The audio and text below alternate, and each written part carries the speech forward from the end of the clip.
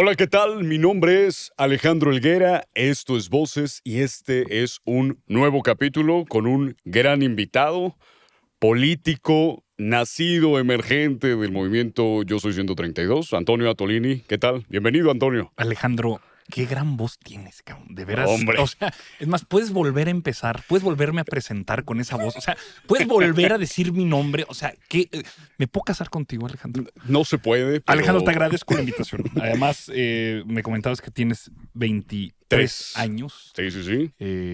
Qué fuerte. ¿Cómo pasa la vida? En efecto, el 132 fue hace 12 años. Yo tenía tu edad en el 132 y fue en 2012.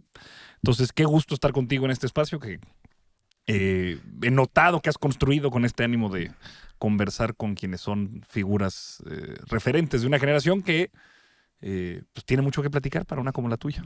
Oye, pues este programa que tenemos de voces es traer a todas las voces más influyentes y hablar de los temas, tanto de un ala como del otra, Correcto. porque tenemos que escuchar, tenemos que romper estas cámaras de eco, de dejar de escuchar a aquellos en los que creemos e ignorar y suprimir a aquellos en los que no creemos. Claro. Y ese es un gran tema. Oye, Antonio, antes de preguntarte todo Lo que quieras, lo que tengo que Alejandro. O sea, preguntarte, pregúntame lo que quieras, las veces que quieras, Alejandro. no, hombre, muchas gracias.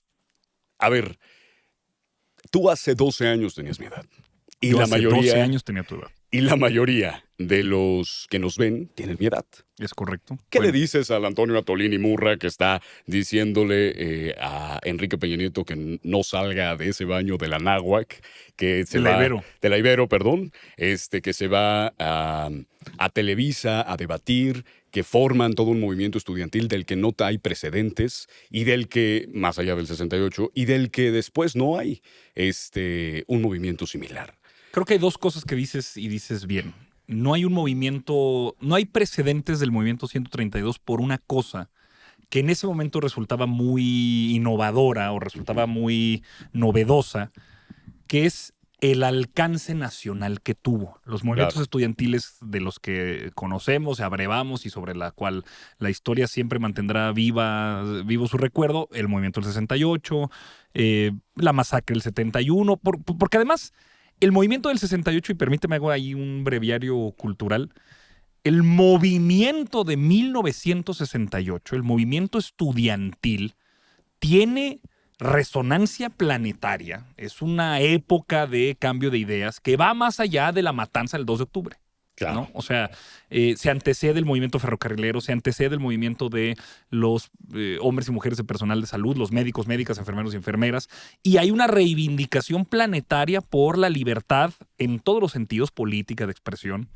Entonces, no hay que reducir solamente el movimiento estudiantil del 68 al 2 de octubre, sucede la terrible matanza. En el 71 igual, el jueves de Corpus, una terrible matanza, pero hay también una presión por la democratización de los espacios políticos. ¿Por qué es importante este antecedente?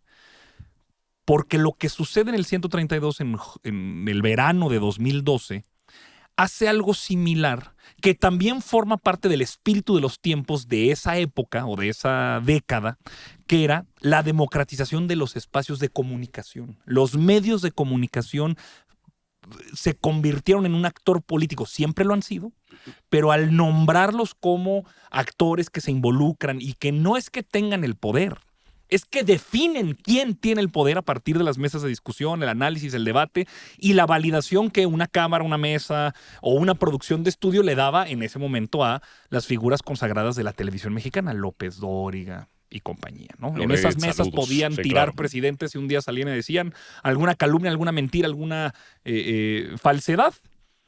El 132 utiliza mecanismos alternativos de comunicación. Twitter particularmente fue el gran boom. De hecho, el nombre del Yo Soy 132, el hashtag Yo Soy 132 da cuenta Claro. de ello.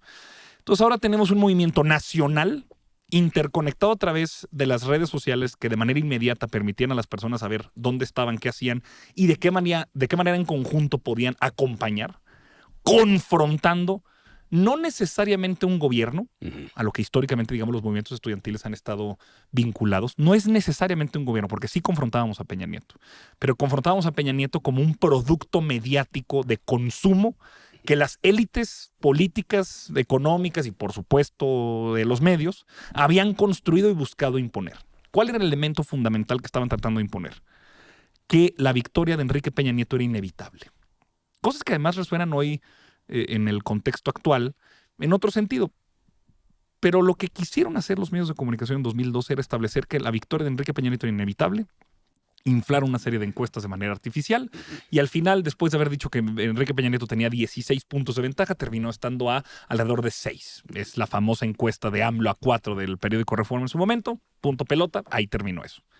Es a partir del 132 que hay una cosa de la que hoy todavía abrevamos y de la que hay resonancia. La credibilidad de los medios de comunicación a partir de 2013 tiene un punto de inflexión en donde ya hay más personas que no le creen que personas que sí le creen a los medios tradicionales de comunicación, prensa escrita, televisión y radio. ¿Qué le diría yo? ¿Qué le dices a la Tolini de 23 Teníamos razón. años? Tenían razón. Teníamos razón.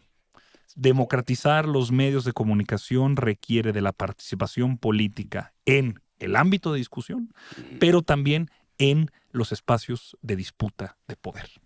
Hay que entrar a los espacios. No hay espacio que no se llene y si no lo llenamos nosotros con un mensaje político de ampliación de derechos, de reivindicación de libertades, de justicia, lo va a llenar alguien más. Entremos a los medios, construyamos nuestros medios y también participemos en la política. En 2012, Alejandro, cuando yo entré a trabajar a Televisa, fui, hoy dirían los chavos, funado. Funadísimo. ¿No? Esa palabra no existía cuando... Quemado, funado. Quemado, pero fui funadísimo. ¿Cómo es Sí. posible que tú participas en un medio de comunicación en el conglomerado mediático más importante de Al habla cual hispana? tú criticas, ¿no? Al cual tú criticas. Bueno, hoy suena hasta raro, ¿no? Pues claro. En 2012 solamente había en la elección mesas de debate posteriores a los debates presidenciales y quienes estaban sentados a la mesa eran los coordinadores de las campañas. Claro. Ya en 2018 eso se diversificó muchísimo y había otras mesas de debate en las que yo además participé mucho. Como vocero de la campaña. Como de Andrés vocero Manuel. de la campaña, vocero juvenil, yo tenía 28 años.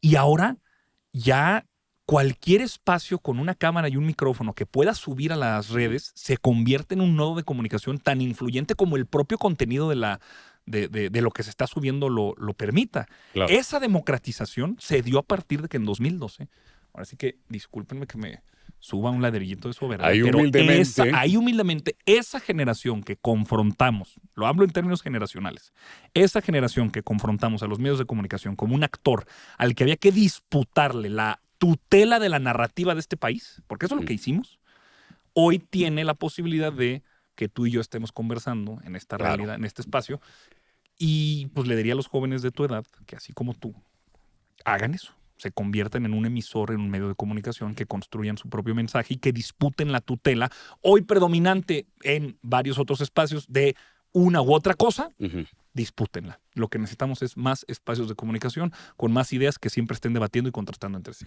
Pero, a ver, no sé si estés de acuerdo en este punto. Lo que yo creo es que el movimiento de Soy 132, particularmente tu imagen, que es bien importante decirlo, es que tú sí entraste junto con los jóvenes a los medios de comunicación tradicionales. Con algunos, no todos. No todos, pero sí algunos. No sé si podría decir que hubo una reivindicación en ese momento tan general.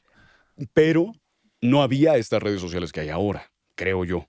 Estaban hace 12 años Twitter, que ahora es X, que pues ya es un nicho muy nicho.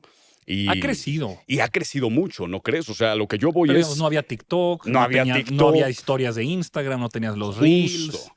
Hoy somos una generación cada vez más comunicada en ese aspecto. Comunicada. Pero a ver, imagínate lo que era en 2012 poder tener la posibilidad de conocer en tiempo real qué estaba pasando en el país. Sí, claro. Y construir con esa inmediatez un mensaje político. Que eso fue, digamos, lo inmediato. O sea, nosotros viajábamos por el país o teníamos idea de... Y no solo en el país, también hubo varias células, digamos, de hombres y mujeres que se animaron a organizarse en el mundo.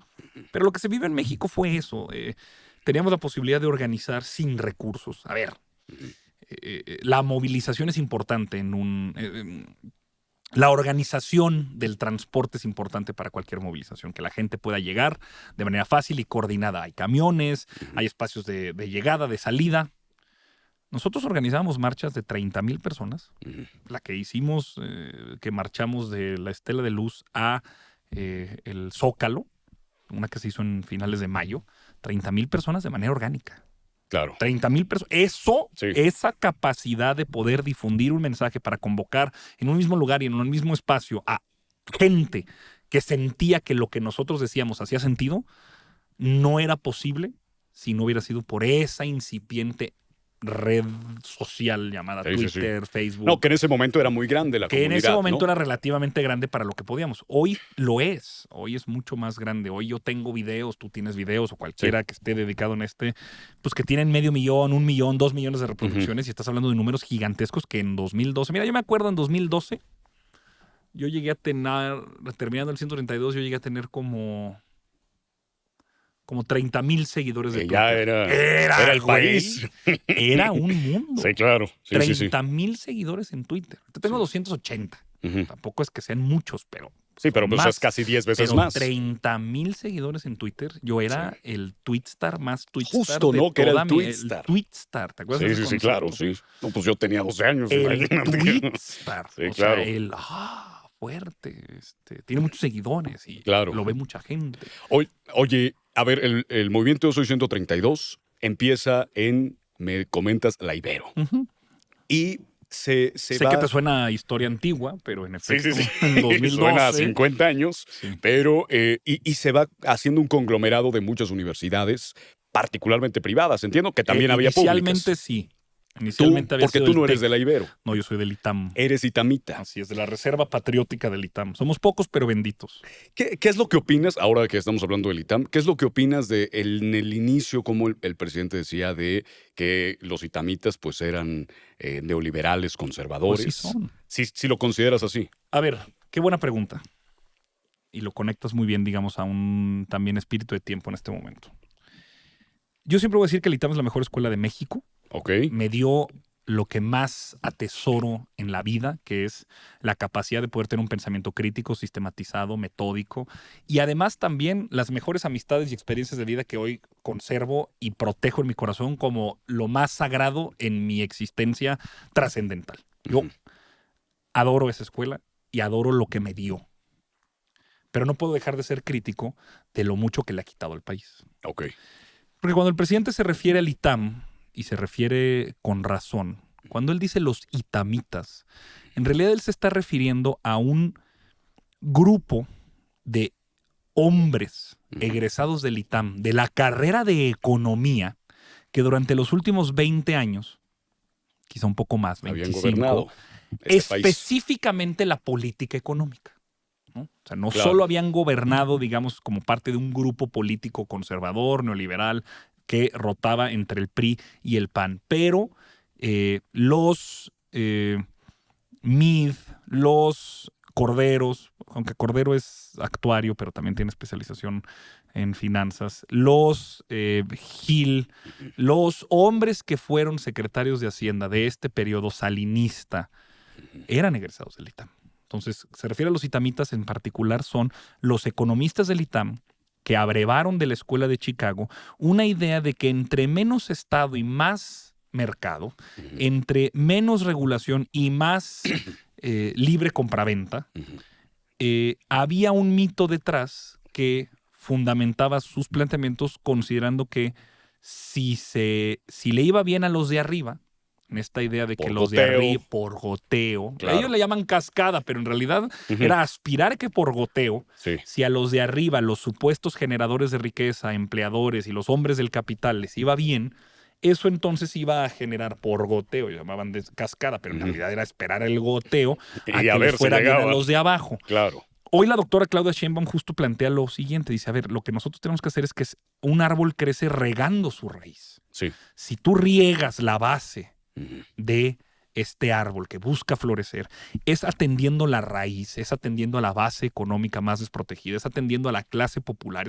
es atendiendo a los trabajadores y trabajadoras, que se pueden generar condiciones para que muchos planteamientos económicos de gente seria, particularmente la escuela keynesiana, funcionen. ¿Qué es cuál? Incrementar la posibilidad del gasto, de la inversión y del consumo de una economía, porque si una persona tiene dinero para consumir, tiene entonces posibilidad de mover la economía y ahí todos estamos mejor, mucho mejor. Hacer que un trabajador tenga más dinero para comprar. Esto simplemente es básico. Ajá. Un trabajador o trabajadora tiene dinero para ¿Comprar qué cosas? Útiles, comida, vestimenta, pagar una renta, algunos servicios. Sí. Pero es dinero que mueve a la economía. Sí. ¿Qué hace un oligarca rentista con el dinero? Lo mete en una cuenta en el extranjero. En un paraíso fiscal. En un paraíso fiscal para buscar el rendimiento de algunos intereses a partir de un instrumento financiero medio shady, a ver cuánto dinero le da. O sea, es dinero que sacan. Sí. La oligarquía lo que hace es que no reinvierte. Y eso además lo hemos visto a lo largo de la historia, al menos en el periodo neoliberal, salinista, conservador, como le quieran llamar. Los últimos 30 años teníamos un problema enorme. No crecíamos porque la política salarial, la política de inversión pública y el desmantelamiento del Estado nos llevó a tener esos niveles de depresión. Sí. Ya me fui por otro lado. Ajá. El ITAM ha convalidado esa visión de mundo.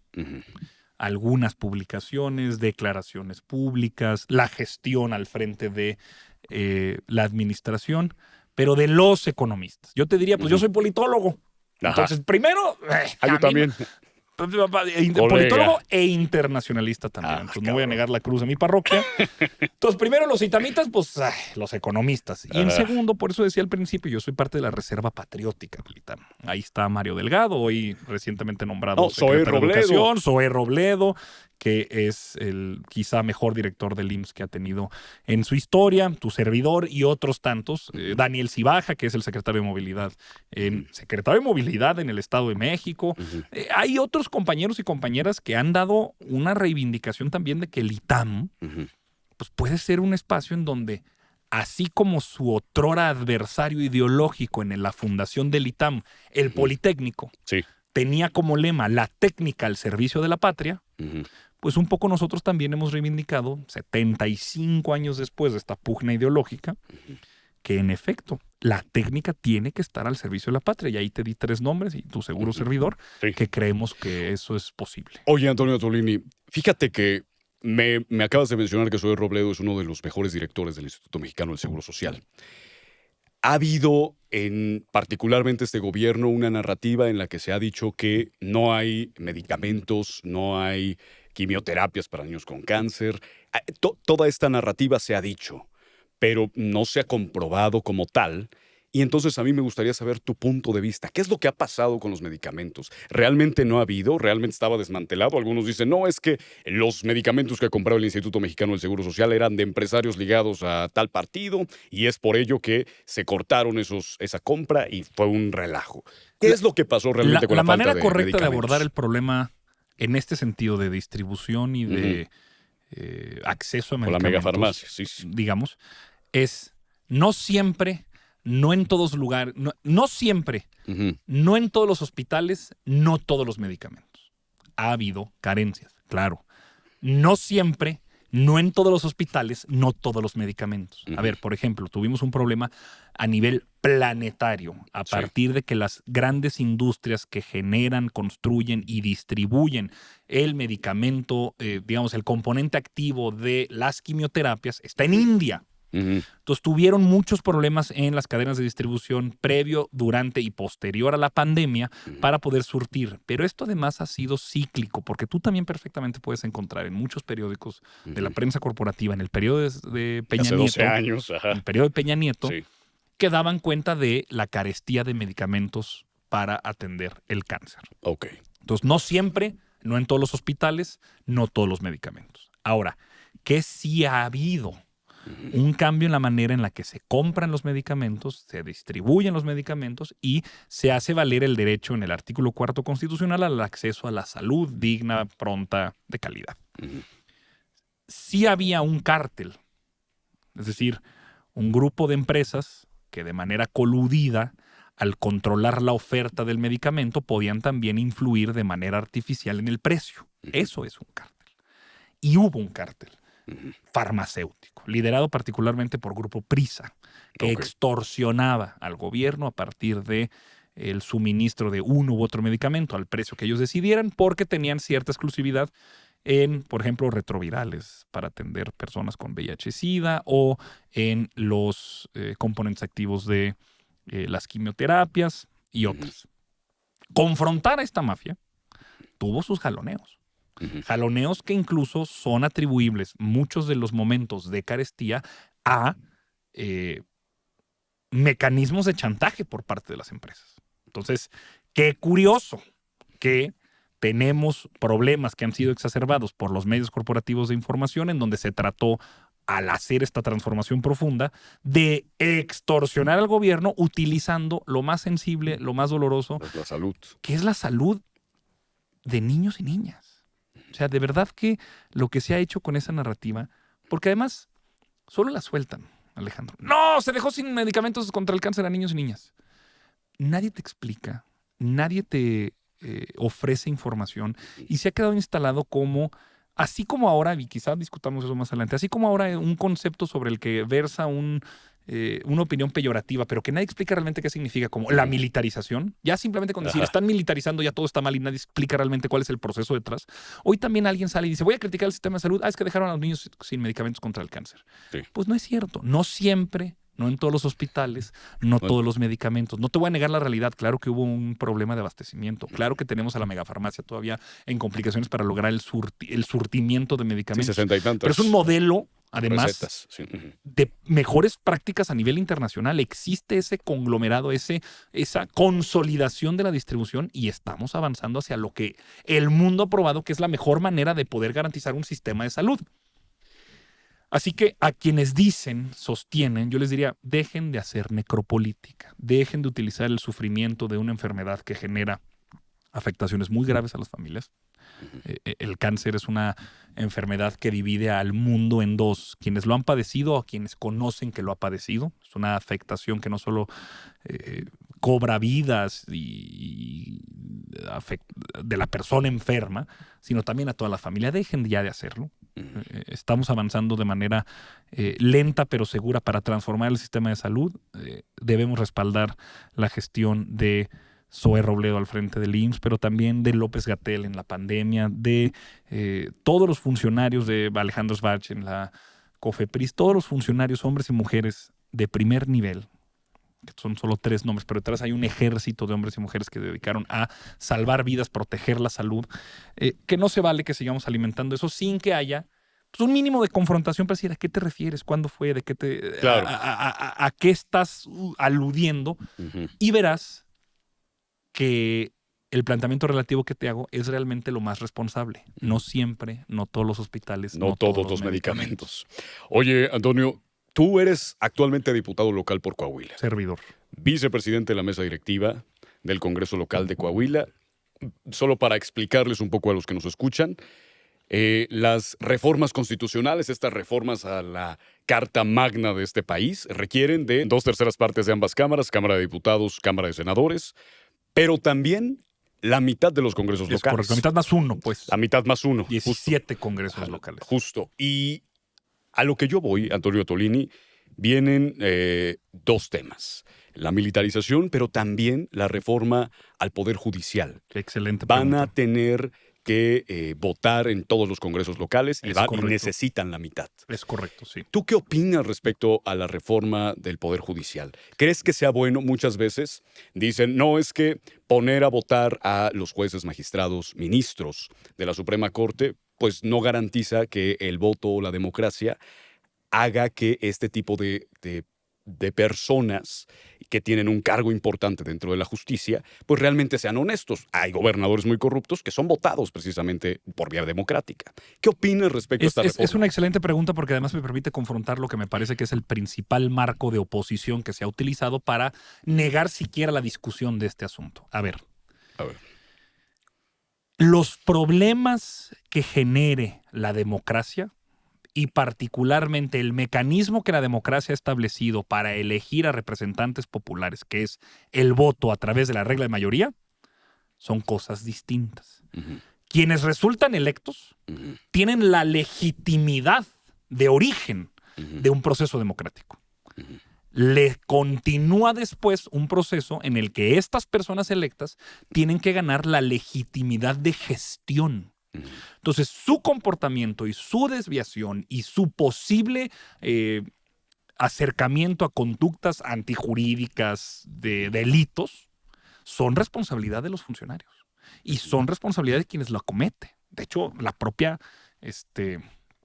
teoría sí te lo indica. Ujú. Ellos son los responsables, no el pueblo que los elige. Ujú. Qué cosa más tóxica, qué cosa más retrógrada suponer que el pueblo, a través del ejercicio de su voluntad establecido en un lugar, en un momento, para ciertos candidatos, al elegirlos, es responsable del comportamiento de esa persona. No. O sea, es que por principio básico tenemos que siempre considerar que es la legitimidad del voto popular la que le permite a una persona Ujú. ser ungida como representante popular, pero es su gestión particular y específica la que le permitirá continuar en el encargo, seguir a otra posición o que el proyecto político que represente sea refrendado en las urnas. Siempre, y a eso se refiere el presidente, el pueblo no se equivoca. Qué cosa más retrógrada propia de los peores conservadores monárquicos, realistas y aristócratas del siglo XVIII. Decir es que el pueblo no sabe, es que no puede, no entiende, no conoce. El pueblo no se equivoca. Se equivocan los representantes populares, se equivocan los funcionarios, se equivocan los partidos políticos y por eso es que el mismo pueblo puede refrendar, si hay un buen trabajo, o rectificar si no lo hay. Pero es a través de esa voluntad popular expresada en las urnas, a través de la regla de mayoría, que permitimos que la democracia funcione. Ve lo que te estoy diciendo. La democracia no es la elección. Ujú. Eso es algo No que son además, los votos. digamos, no hay democracia sin una elección, Ujú.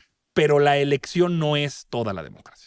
Ok. ¿No? O sea, por supuesto, no hay ningún régimen democrático en el planeta que pueda llamarse democrático si no tienes una elección. Pero ahí no se agota. No toda elección deriva en un proceso que pudiera fundamental y estructuralmente llamarse democracia. ¿Por qué?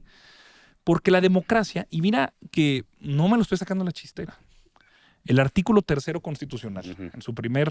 en el inciso A, párrafo primero, Cabrón. parece que sí es. Si no es el inciso 3, párrafo primero. Chequen, Pero es el chequen artículo su... 3º constitucional, que todos lo conocemos porque es el artículo de la educación, que se refiere a la educación. En realidad ahí está una definición sobre la democracia. La democracia no es solamente un régimen político o un orden jurídico, sino es una forma de entender la vida en la ampliación de derechos políticos, económicos y culturales. Ujú. Tenemos una definición en la Constitución sobre qué es la democracia. Entonces, la regla de la mayoría para jueces, Ujú. magistrados de circuito Ministros. o magistrados del Poder Electoral, del Poder Judicial de la Federación, sí, magistrados electorales del Poder Judicial de la Federación o ministros de la Suprema Corte, Ujú. es un mecanismo que permite que el ejercicio de las funciones de quienes son peritos en derecho en distintas áreas tengan una autoridad última a la cual responder. ¿Cuál? El pueblo. Ujú. Eso es lo que estamos tratando de construir a través de un mecanismo de elección en donde los jueces tengan una autoridad superior a la cual determinar cómo y para qué fundan y motivan todo su razonamiento jurídico. Ujú. Esa es la construcción democrática que queremos hacer. Entonces, si no hay quien te hable en estos términos, Sí. no está entrando al detalle del debate y te está haciendo una confrontación a la reforma por el lado más superficial y banal, que es lo procedimental. Ujú. Ahora, importa, ¿cómo se está planteando esto? Bueno, que sea un ejercicio sobre el que las cámaras, Senado y diputados, pero también el propio Poder Judicial y el Poder Ejecutivo participen con nombramientos de quienes pudieran ser jueces, magistrados o ministros, y esto es importante, asterisco nota al pie, los que pueden ser jueces, magistrados y ministros son personas que tienen las aptitudes, la formación, la edad, la carrera, la experiencia, todo lo que ya está establecido constitucionalmente de cómo alguien puede ser un ministro, que tenga 10 años de experiencia como abogado, que esté titulado, que tenga más de 35 años, que no haya vivido fuera del país en 2 años, que no haya sido secretario de Estado, diputado, senador, presidente o fiscal. Ujú. Pero el procedimiento ahora sea para su selección a través de una convocatoria pública que el Senado determine quién es apto. Ojo, otra vez asterisco y nota al pie. Lo mismo hace el Senado cuando se nombran a consejeros del INE, comisionados Sí, claro. del INAI, consejeros del IFT, comisionados del Instituto Nacional de Evaluación Educativa, comisionados de la Comisión Banco de Federal de México. Competencia, los funcionarios del Banco de México. Sí. De todos los organismos autónomos. Se evalúa. Sí. se hace un examen, se presenta, se involucra la sociedad civil, se hace una evaluación, hay procesos de audiencias y después se determina a través de las bases de esa convocatoria quién es electo por las cámaras. Lo que nosotros ahora queremos es que sean electos por la gente, utilizando tiempos de radio y televisión, los tiempos oficiales, para que la gente conozca quiénes son los jueces, no para decir, hola, soy Antonio Tolini y vota por mi linda cara, sino que los jueces puedan tener la oportunidad de decir, queremos, o esto es lo que yo imagino, queremos que la justicia en México deje de ser como las víboras, que solamente muerde a quien va descalzo. Okay. Nosotros queremos a profesionales de la justicia, no a técnicos de la ley. Nosotros queremos que siempre pensemos cómo este planteamiento puede ayudar a favorecer no a los ya favorecidos, sino a los más marginados, a los más humillados, a los sin nombre. Ese yo creo que es un planteamiento que valdría la pena tener una discusión. Cómo un juez en cualquier instancia, cuando funda, es decir, cuando te presenta cuáles son los dispositivos legales que aplican para el caso en cuestión y motiva, es decir, cuando con los hechos justifica cómo estos actualizan los dispositivos legales que se presentan, le permite entonces tomar una decisión con apego a derecho. Por eso cuando dicen que la ley es la ley, no es cierto. Es que no es cierto. La ley no es la ley. La ley no es la ley. La ley es la interpretación, conocida como la fundamentación y motivación que hace un perito en derecho, es decir, un juez, para un caso en cuestión en un momento determinado. Pero hay una interpretación. Si la ley fuera la ley, entonces estamos hablando de que la ley es una ecuación. Sí. Entonces 2 más 2 es 4. Y si entonces la ley es la ley, eliminemos a los jueces, eliminemos a los ministros, eliminemos a los magistrados, porque si entonces es tan claro y tan distinto, metámoslo a ChatGPT. A una inteligencia artificial. A la inteligencia artificial. Ve lo que te estoy diciendo. Esa es justo la despolitización del neoliberalismo. La ley es la ley. No es cierto. Porque si así fuera, como te digo, eliminemos a los jueces, a los magistrados, a los ministros, a todos los que interpretan casos concretos para ver si aplican o no las leyes en cuestión, y entonces metámoslo al iPad, preguntémosle al ChatGPT, ¿esta persona es culpable sí o no? Si pasó esto, y que el iPad, a través del ChatGPT, te responda. Pues, ¿verdad que no? No, está muy cabrón. O sea, está muy cabrón. Sí. Entonces, la ley no es la ley, ¿no? Y por eso es que digo, hay que aspirar a tener profesionales de la justicia que entiendan, conozcan de la teoría social de la justicia y no solamente leguleyos, porque esos son, que te vengan a recitar artículos del Código Civil o artículos de la Constitución que nada dice y nada da, si no tiene un contexto particular específico en donde eso sirva para ayudar a alguien a tener ampliación de derechos o acceso incluso mínimo a ellos.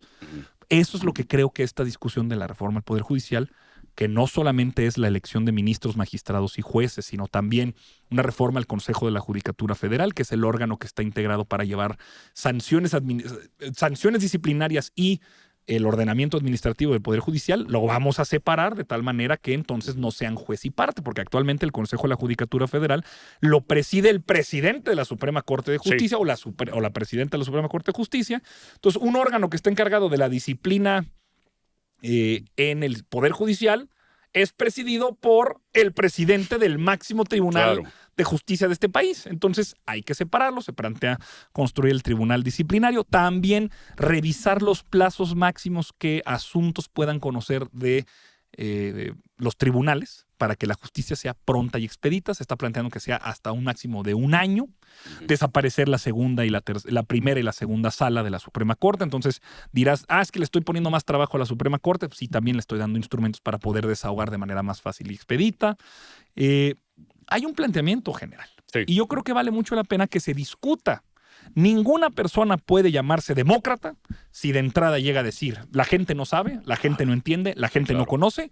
Y por ende ni siquiera hay que leerlo, ¿no? Y ni siquiera hay que leerlo, es una tontería y no entra el debate. El debate es la democracia. ¿Por qué es entrar en estas mismas cámaras de eco, ¿no? En esta cámara de eco de decir, no, es que eso está mal y por ende no va a pasar. No va a pasar, ni lo vamos a aprobar. Pero además también haría un llamado. Hay que bajarle a la neurosis. Hay que bajarle a la estridencia neurótica, esta diátriba en la que la oposición ha querido entrar Xóchitl Gálvez para abajo, Marco Cortés, Alito Moreno y toda esa bola de desquiciados. No funciona. El pueblo de México no se deja engañar por la diátriba neurótica de estos hombres y mujeres que anuncian, como Pedro y el Lobo, que ahí viene el lobo de la devaluación, ahí viene el lobo de la destrucción institucional, ahí viene el lobo del populismo autoritario, cuando no se han dado cuenta que el pueblo de México ya identificó que no es que ahí venga el lobo, es que ellos son el lobo. Y no los están ratificando en las urnas, no los están ratificando en las elecciones. Y es por eso que pierden como pierden. Y no sé por qué siguen con esa misma cantaleta estúpida que la gente rechaza. Yo pediría, por favor, en este segundo piso de la transformación que va a liderar la doctora Claudia Sheinbaum con su magnífico gabinete, necesitamos mejores adversarios. Necesitamos una mejor oposición, porque no podemos cargar con el país y también hacerles la tarea de encontrar los espacios para que ellos puedan tener un argumento razonable. Miren, hay muchas críticas al Poder Judicial, hay muchas críticas a la propuesta de reforma del Poder Judicial, pero necesitamos una mejor clase política opositora, asúmanse como tal, para que podamos tener un mejor debate. Si no, mira, discutámoslo aquí. Al interior de Morena hay muchos puntos de vista. En realidad siempre he dicho que afuera de Morena el abismo, porque es un páramo, es un desierto. Y Morena es una tierra muy fértil de discusión, de debate y de muchos puntos de vista que están impulsando ahora estas reformas tan importantes. Pero ¿no crees que, justo abriendo el tema de Morena, creo que Morena es un partido que es muy nuevo y que ha crecido enormemente del 2014 que se hizo Partido Movimiento a la actualidad que tuvo 30 millones de votos. Solo para que nos demos una idea. 36, camarada. 36 millones. Ahí te encargo el dato. Claro que sí. 36 millones. Pero solo para que nos demos una idea, Felipe Calderón ganó con 15 millones de votos. Dobletea la presidencial Claudia Sheinbaum. Claro, con diferentes momentos de tiempo, pero es importante mencionarlo. A ver, Morena es un partido que creció muy, muy rápido y que se le ha criticado mucho que es poco institucional. Hace poco estábamos hablando con Poncho Gutiérrez. Saludos a mi buen Poncho. Saludos a Poncho. Hasta Roshna. Él me va a entender.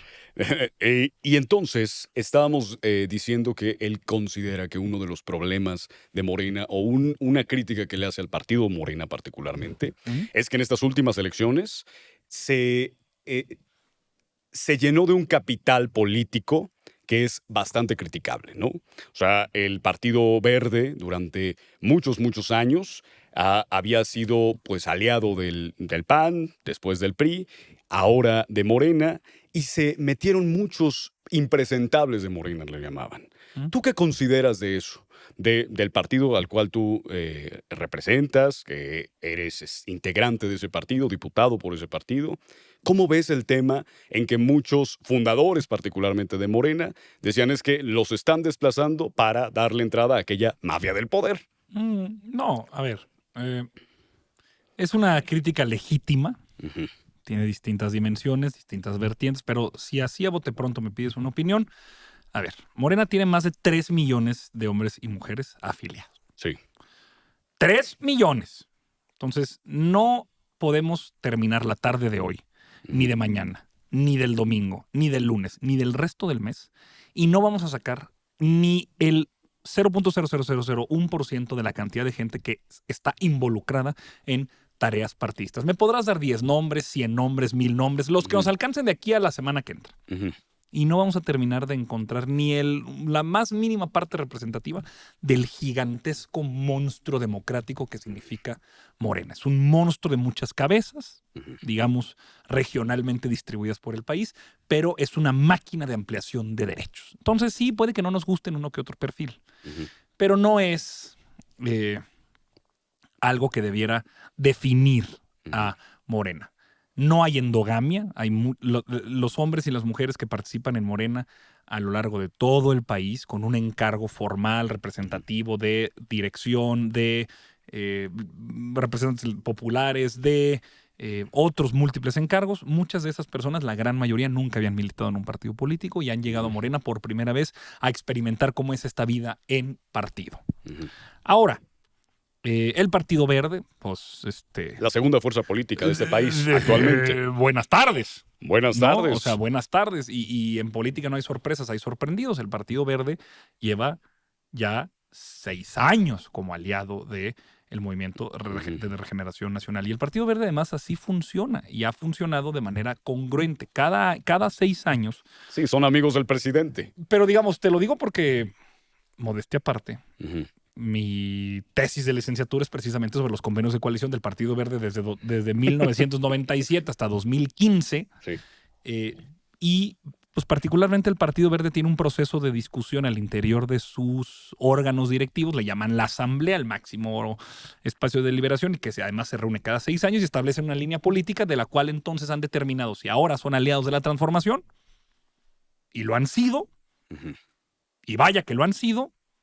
Desde 2018 no hay por qué recriminarles en términos generales de cómo su estrategia política, al ser determinada de manera democrática al interior de sus órganos de dirección, a lo largo de estos 6 años, a mi parecer, han cumplido con creces. Dos pasado pisado, podrías decir tú. Pues un poco, digamos, es que en política las alianzas... Porque, por ejemplo, está en el política PT. las alianzas se revisan todos los días. Pero está el PT, por ejemplo, que lleva más años, ¿no? Correcto. Pero a ver, ¿por qué nadie critica al PT? No, bueno, porque el PT ha estado todos esos años ahí. Bueno, pero también y el Verde es nuevo, ¿no? También Y el podemos Verde sí hablar de estaba con otras el PRI. críticas que el PT tiene a partir de decisiones al interior del partido. Pero pues digamos, hay, o sea, no solo es el Partido Verde. Hay también críticas al PT, críticas al interior de Morena, decisiones que se tomaron, ¿no? Y eso es normal. Por eso sí, quizás valdría lo de a pasado pisado, pero no, las alianzas políticas se revisan todos los días. Y estamos nosotros construyendo una fuerza que pretende ser hegemónica en la medida en la que queremos construir un nuevo sentido común, cual que el poder solo sirve y se convierte en virtud cuando se pone al servicio de los demás, que para que nos vaya bien a todos, primero están los pobres, y que lo podemos hacer con un programa de austeridad que haga de nuestros principios éticos la regla de gobierno. No mentir, no robar y no traicionar. Por eso planteamos este proyecto hegemónico que involucra a todos, no los que estuvieron al principio, no los que estuvieron después, no los que nos caen bien, no solamente los que piensan como yo. Un proyecto político nacional como es Morena, que es además el único partido político nacional que queda, tiene que incorporar una serie de contradicciones a su interior porque así de diverso es el país que pretendemos gobernar, a la que no le debemos tener miedo. Primero de reconocer, existe. Y después de cabalgar y tratar de gestionar. No sé si se pueda resolver como tal. No sería nuestra intención de resolver el conflicto. Pues conflicto siempre va a haber como cabezas, como problemas y como días van pasando que se van actualizando una y otra vez. Entonces, en ese sentido. Y la otra, creo que sí es legítimo, creo que sí es válido que existan ciertas críticas a ciertos personajes particulares sobre su vinculación política al movimiento, el favoritismo que en algunos casos han recibido a partir de uno u otro dirigente, y que se exprese, y que se discuta, y que se avale si tiene o no sentido a través de una discusión horizontal entre interesados en el fenómeno, militen o no militen en Morena, estén o no estén. Tiene que haber esa discusión. Y creo que es valiosa y no se les puede descartar y no se les puede censurar y no se les puede recriminar si hay algunas voces que en algún lugar, en algún momento, para una persona en específico, no están de acuerdo con su incorporación. Adelante. Tenemos que hacer mucho trabajo pedagógico para poder decir por qué no es solamente una persona, sino un gran proyecto, porque no es solamente el cargo que se está dando, sino el encargo que todos tenemos, lo sepamos o no, estemos conscientes o no. Hay un encargo que el movimiento exige de quienes militamos en ello y además un fin último que no debe dejar nunca los principios por el camino, que nunca debe comprometer por lo que creemos, pero que sí vale la pena que lo tomemos en cuenta para valorar si las contradicciones del presente son o no suficientes para decir, mando toda la goma y ya no hago nada por una u otra persona que entra. Legítimo como puede ser, hay valoraciones que hay que hacer. Ok, pero entonces tú lo que mencionas es, ¿estás de acuerdo con esta alianza que hubo de Morena PT Verde, Morena Verde PT, porque pues la segunda fuerza, y no con algunas excepciones, o no tienes una excepción entendiendo que este partido tiene que crecer? Claro. ¿Estás de acuerdo? Yo soy partidario, férreo, militante de que un partido político tiene que sumar, abrirse, convencer, incorporar. Sea. Claro, pero a ver, pues quien quiera participar otra vez. La legitimidad del movimiento no está en quién viene. Digamos, está en la legitimidad de nuestra apertura, de nuestra disposición de diálogo. Si quienes vienen aprovechan de esa disposición de diálogo y de apertura y se enriquecen indebidamente o traicionan los principios del movimiento, es sobre ellos que está la responsabilidad política de hacer lo que hicieron o dejar de hacer lo que dejaron de hacer. Ok. No es la política de alianzas la que está en duda, está el comportamiento específico de quienes deciden traicionar. Por eso nosotros siempre decimos, bienvenidos. Aquí se recibe a todos los hombres y mujeres que quieran no mentir, no robar y no traicionar. Pero hay un altísimo costo ético. Quien viene a Morena o al obradorismo, pues al obradorismo amplio, a mentir, a robar o a traicionar. Y por eso es que la democracia se construye también con esos negritos en el arroz, porque entonces cada traición, cada mentira y cada robo eleva el costo moral de dedicarte a lo público, comportarte así, y hay consecuencias a ese comportamiento que sirven como disuasivo para que alguien más lo haga a futuro. Y así es como vas construyendo una moral pública, un sentido común de las cosas, para que la gente entienda que no se va al servicio público a enriquecerse, no se va al servicio público a mentir, a robar o a traicionar. Y eso requiere estar muy presentes cuando algo así sucede, y que si hay corrupción, que lo que nunca haya sea impunidad. Ok. Oye, bueno, a ver, pasamos de... Quiero cerrar. Hace unos días, el presidente de la República, Andrés Manuel López Obrador, tuvo una entrevista con los moneros, Monero Rapé, Hernández, no recuerdo, Alfisgón. Y bueno, él decía, porque ese era un tema, ¿no? Decían muchas veces, es que el presidente no estaría de acuerdo. Como no tiene las manos en el partido, entonces él no estaría de acuerdo con este tipo de alianzas. Pero bueno, él en la entrevista decía que ni siquiera el agua es químicamente pura, ¿no? Ni el agua bendita. Ni el agua bendita. Ni el agua bendita es químicamente pura. Y entonces, pues lo que quiere decir es que pues, él está a favor de esta, o al menos no está en contra de esta alianza. Pero cerrando con esto, con este tema... Asume las contradicciones. Asume las contradicciones. Viene el gobierno de Claudia Sheinbaum, la primera mujer presidenta de este país. ¿Qué esperas de Claudia y su gobierno? He visto que pues tú eres representante vocero de la doctora Claudia Sheinbaum cuando fue campaña. Hoy en gobierno, ¿tú qué crees que va a cambiar, va a seguir, va a continuar? Pues la continuidad de la Cuarta Transformación. ¿Qué va a pasar con el gobierno de Claudia Yo creo Sheinbaum? que estamos destinados a los mejores años de nuestro país. ¿Ah, sí? Yo creo que estamos destinados a un nuevo momento mexicano, a una nueva época dorada. Estamos destinados a una gloria nacional como no lo veíamos nunca. Porque los cimientos de la transformación que el presidente López Obrador ha construido y que sobre ella vamos a construir lo que hemos llamado como el segundo piso de la transformación, al ampliar los derechos, ahora lo que queremos es sofisticar, facilitar, reducir el costo para que la gente pueda vivir plenamente sus derechos. Entonces, vienen trabajos importantes de simplificación de trámites. Eso va a reducir el costo y va a reducir el tiempo, la digitalización. Viene también un importante proyecto de infraestructura, particularmente en la red ferroviaria.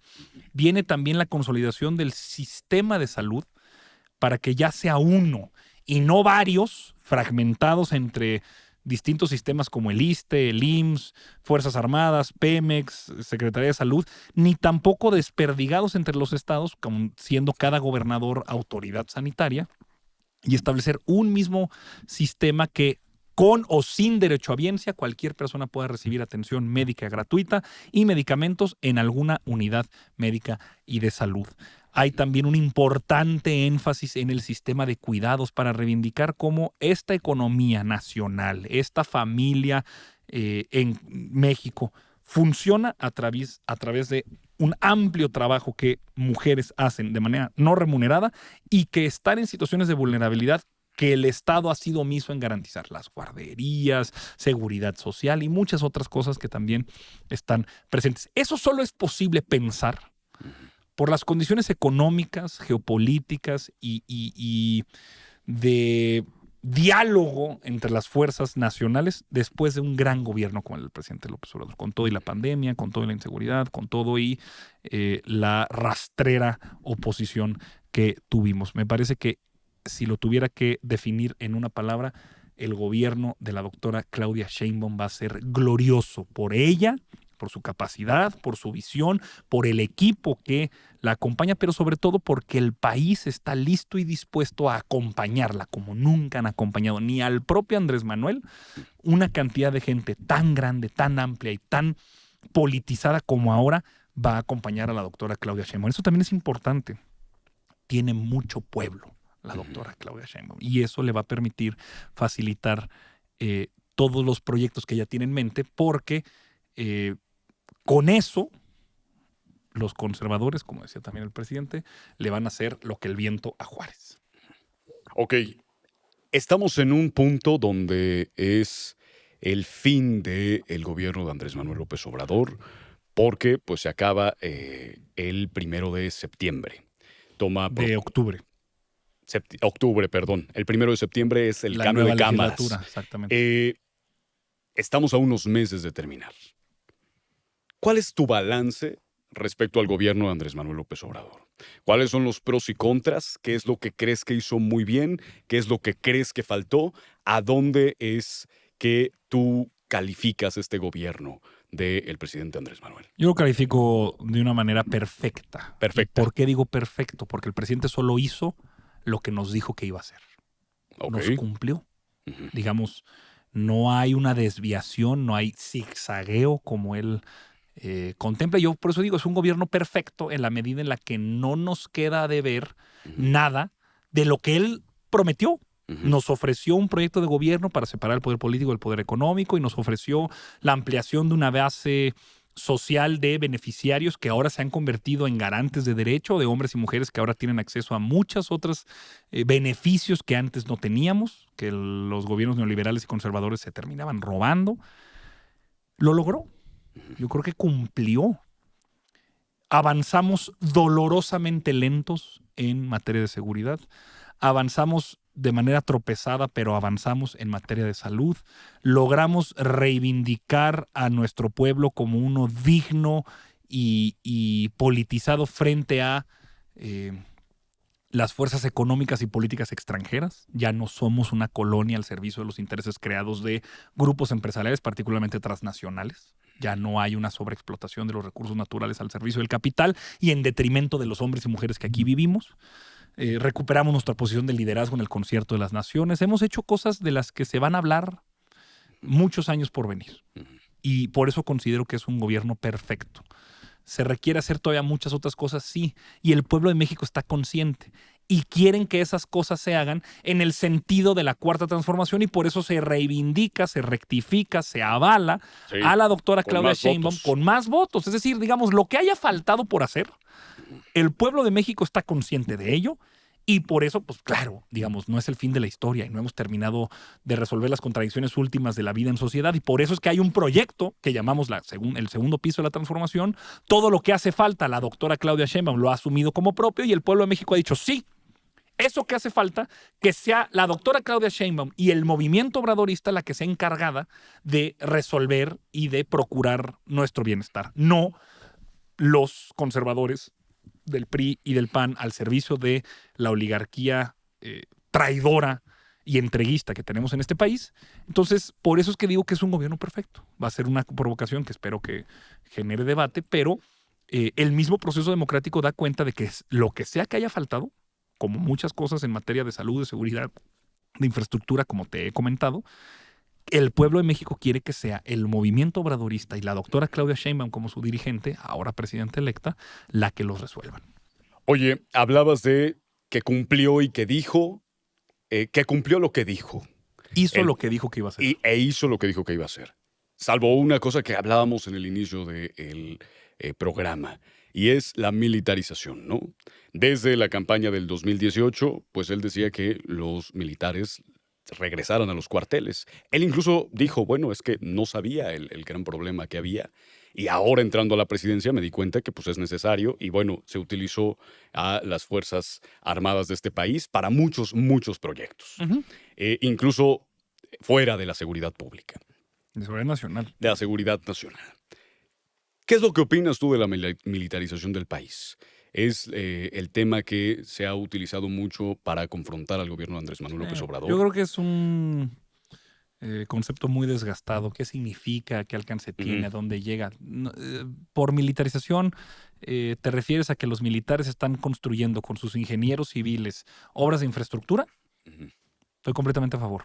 A A ver, favor. por supuesto, la principal constructora del planeta es el Departamento de Defensa de los Estados Unidos. Ok. ¿Sí? O sea, los militares tienen una larga tradición en el mundo de ser los encargados de la construcción de obras de infraestructura, porque además hay una escuela de ingenieros y hay una capacidad técnica probada para poder lograr, sin ánimo de lucro, sin estar a expensas de la usura de las empresas constructoras, resolver en tiempo y forma los proyectos de infraestructura. Yo no sé si has ido al AIFA, pero Dios de mi vida, qué aeropuertazo. He visto O sea, fotos, ¿no? Quizá es el mejor aeropuerto de este país. O sea, verdaderamente es una cosa espectacular, encargada a los militares. El Tren Maya, el Tren Interoceánico y algunos otros aeropuertos, el de Tulum, Felipe Carrillo Puerto, resuelven un problema.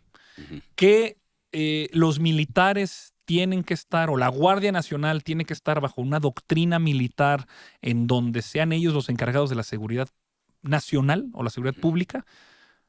Bueno, sí, pero por una cosa. El poder de fuego, esto es una cosa que además un buen amigo investigador, el doctor Carlos Pérez Ricard, ha dicho y ha dicho muy bien. Para poder avanzar a una política de pacificación, tenemos también que lograr hacer una cosa y una cosa fundamental: reducir el poder de fuego, de la letalidad del fuego que tienen las organizaciones de la delincuencia organizada. Mientras no podamos limitar o cortar de tajo el suministro de armas que reciben las organizaciones de la delincuencia organizada, particularmente del mercado estadounidense, la única manera de poder confrontarlos en ese plano que existe y no podemos negar que sucede es a través de un poder de fuego similar, que es el del ejército. Ahora, la doctrina que orienta a este poder de fuego, a este cuerpo de seguridad, en este caso el ejército, ya no es como fue en los tristes e inmundos días del Calderonato, la de la búsqueda y abatimiento. Sal, agárrate a balazos, mátalos en caliente, pregunta después, sino la del control territorial.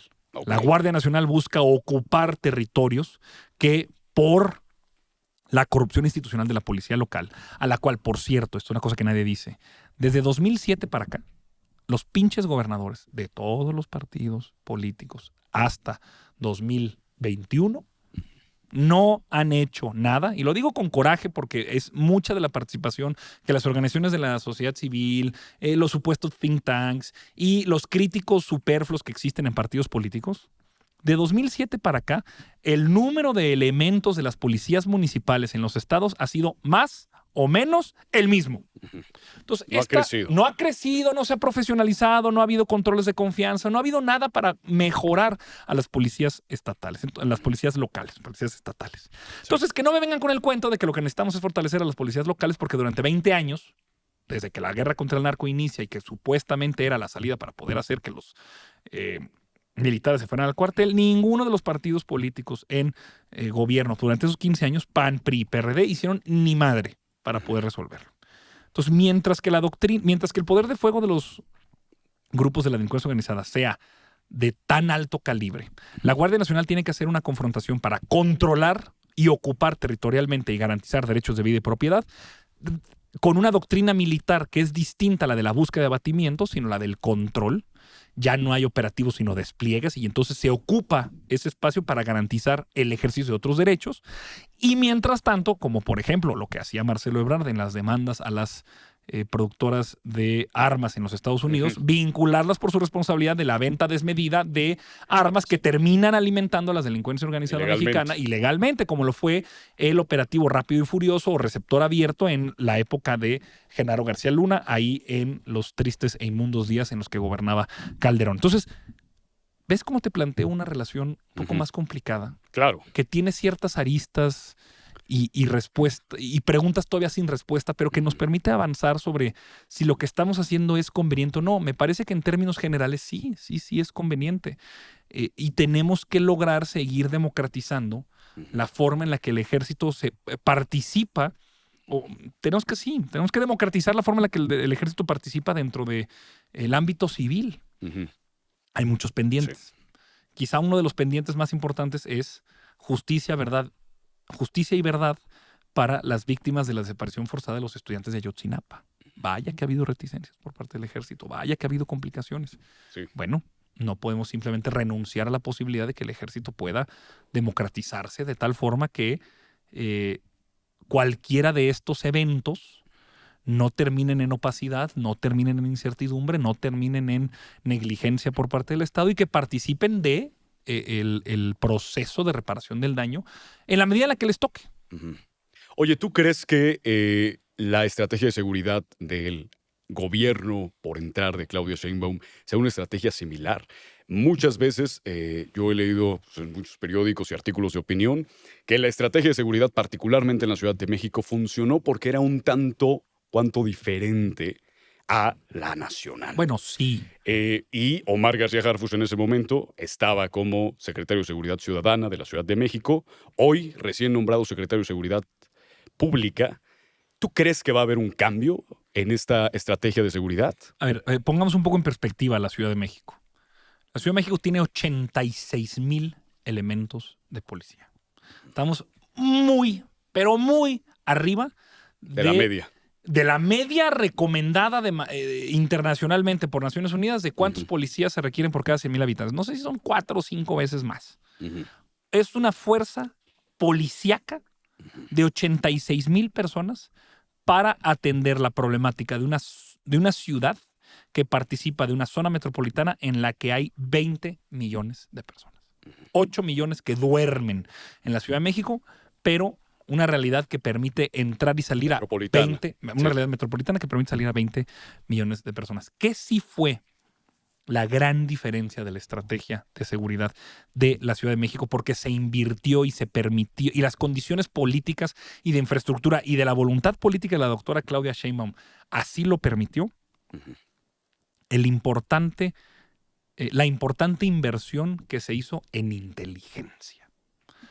Toda la Ciudad de México está interconectada a través de cámaras. Hay una policía cibernética, hay una policía de investigación que además puede capturar en flagrancia y también ser parte de la investigación. Forma parte de una mesa de coordinación de paz en los múltiples distintos polígonos de la ciudad, en donde también hay una política social de inversión en atención a las causas, los pilares, jóvenes reconstruyendo el barrio, las políticas enfocadas a violencia intrafamiliar y particularmente violencia feminicida, pero hay una gran inversión en inteligencia.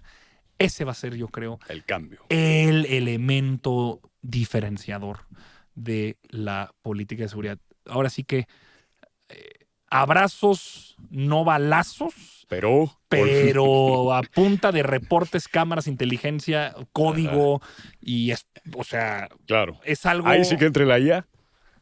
¿Cómo? Ahí sí que entre la inteligencia artificial.